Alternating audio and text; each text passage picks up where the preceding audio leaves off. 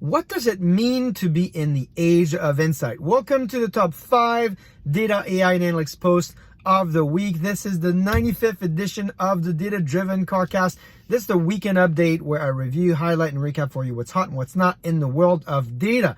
I want to thank every single one of you for the active engagement, the suggestions you sent me this week. We're going to talk about some of them, in fact, in this recap. And also a very special thanks to you if you are one of the folks that has nominated me to the University of Westminster Lifetime Achievement Award.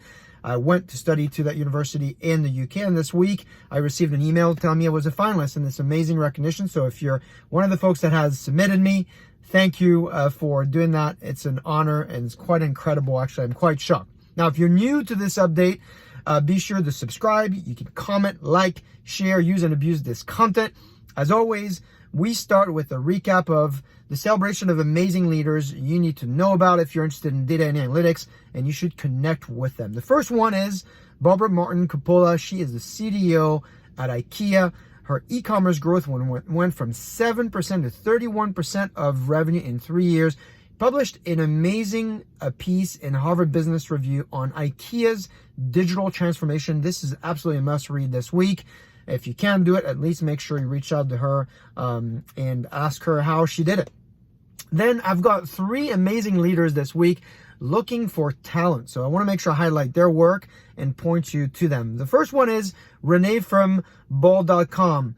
You know, Ball.com, if you don't know them, they have 10 million customers, 2.5 million visits per day on their platform. So Renee is a very busy data leader, and he's hiring. So go to my blog down here and make sure to check out the jobs he's hiring for. Really cool, innovative company.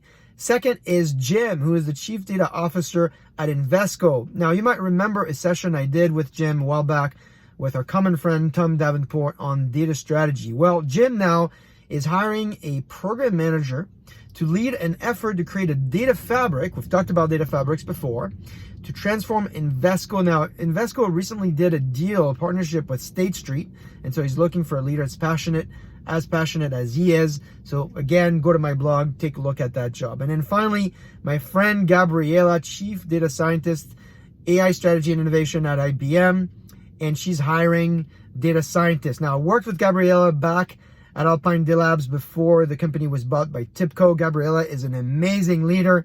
She's one of the founders of the R Ladies. I remember hosting their meetups at our suite. She's an ambitious leader. Reach out to her. She's got a lot to say about this industry.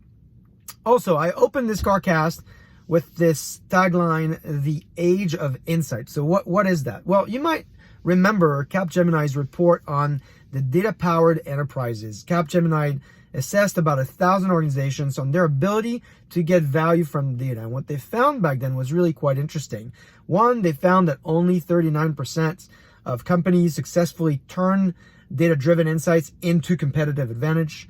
Only 20% of business executives trust their data, and often it's led to because it's poor data quality.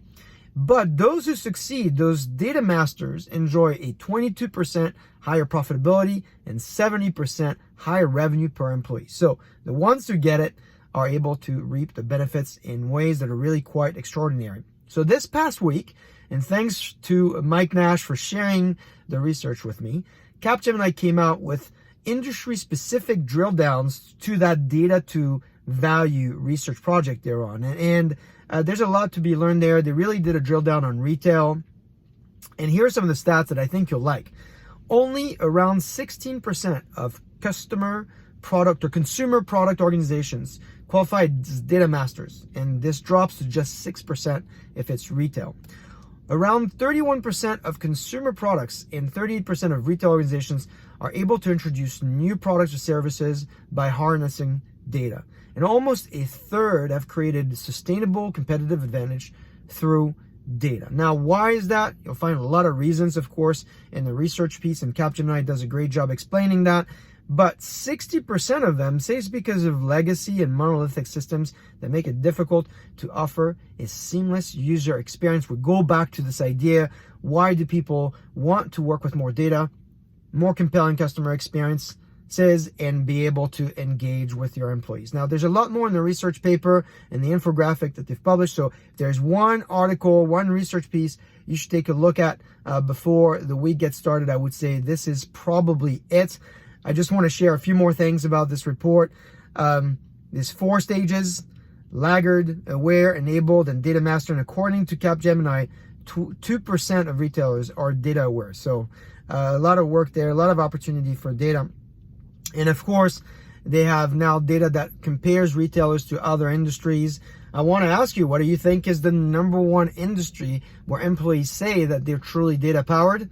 What do you think it is? Well, the answer is in my blog, so you can go out there and find out. So now, seriously, well done by the team at Capgemini. I hope people are going to reach out to you for more information and more help. And of course, if you have more time as your week starts, 2 of my pieces got published this past week on Forbes. One is about what we're learning from customers around openness, intelligence, flexibility. And the other one, really for CIOs and CDOs who want to become and remain data-driven. This piece was built by, in fact, a lot of research, a lot of feedback that you have shared and taught me about through this channel here. And so check them out when you have time. Hopefully you'll find that I've done a good job kind of summarizing some of the work that we're doing together here through this collaborative data cast. I hope all of this is helpful to you, and I hope this is going to help you start a data-powered week. Reach out to me. Let me know if there's anything I could do better, or if there's anything you want me to make sure I raise awareness around. I will see you next week.